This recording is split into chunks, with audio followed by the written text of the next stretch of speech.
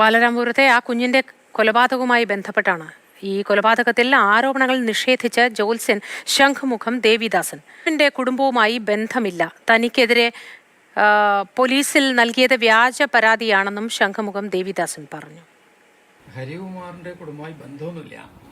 ഹരികുമാർ കുറച്ചുനാൾ ഇവിടെ കോവിഡിന് മുമ്പ് കുറച്ചുനാൾ ഇവിടെ ജോലിക്ക് നിന്നു, അത് മാത്രമേ. ഈ പൂജയ്ക്ക് സാധനങ്ങൾ ഒരുക്കുക, വിളക്ക് കത്തിക്കുക, അങ്ങനെയൊക്കെയുള്ള കാര്യങ്ങൾ.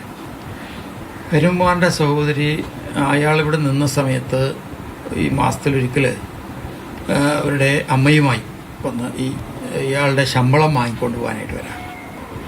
ഒരു 35 ലക്ഷം രൂപ അവരുടെ കയ്യിൽ നിന്ന് താങ്കൾ പലപ്പോഴായി വാങ്ങിയെന്നൊരു ആരോപണം അവരിങ്ങനെ പറയുന്നുണ്ട്. അതിന്റെ വസ്തുത അത് 100% അസത്യമാണ്. ഞാനങ്ങനെ വാങ്ങിയിട്ടില്ല.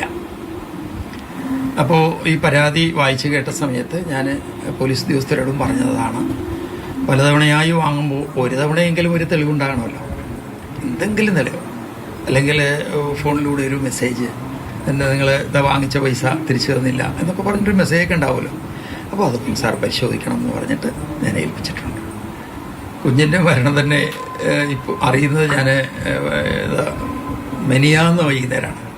എൻ്റെ ഒരു വിദ്യാർത്ഥി പറഞ്ഞു, ഞാൻ ന്യൂസൊന്നും കാണാനുള്ള സമയം കിട്ടാറില്ല. അപ്പോൾ ഞാൻ വൈകുന്നേരം എൻ്റെ ഒരു വിദ്യാർത്ഥി പറഞ്ഞിട്ടാണ് ഈ ഒരു സംഭവം തന്നെ ഞാൻ അറിയുന്നത്. അതുമായിട്ട് എനിക്കെന്താ ബന്ധം? ഒരു ബന്ധമില്ല. ഒരു 7 മാസം മുമ്പ് ആ കുട്ടി ഇവിടെ വന്നിരുന്നു. ഈ കുട്ടിയുടെ മരിച്ച കുട്ടിയുടെ അമ്മ അവരുടെ രണ്ടാമത്തെ ഭർത്താവ് ആയിട്ട് ഇവിടെ വന്നിരുന്നു. എൻ്റെ ഒരു ഏകദേശ കണക്കൂട്ടിലാണ് ഒരു ദിവസം ഇവിടെ വന്നിരുന്നു. ശംഖുമുഖം ദേവിദാസനാണ് മാതൃഭൂമി ന്യൂസിനോട് സംസാരിച്ചത്. ഇക്കാര്യത്തിൽ യാതൊരു ബന്ധവുമില്ല എന്നാണ് ദേവിദാസൻ പറയുന്നത്.